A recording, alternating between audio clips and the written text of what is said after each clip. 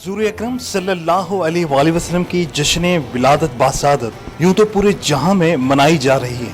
आशिकाने रसूल अपने प्यारे हबीब से अपनी मोहब्बत का इजहार हुजूर सल्लल्लाहु अलैहि वसल्लम की विलादत का दिन मना कर रहे हैं।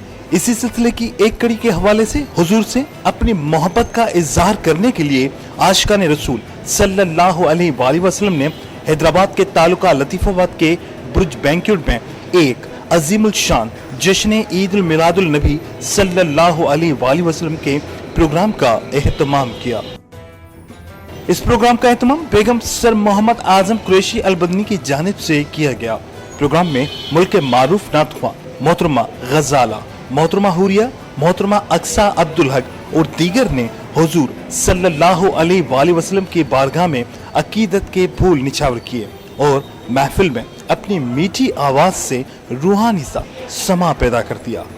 हर तरफ हुजूर के चाहने वालों की जानिब से हुजूर की विलादत के नारे लग रहे थे। प्रोग्राम की शुरुआत रात 8 बजे की गई।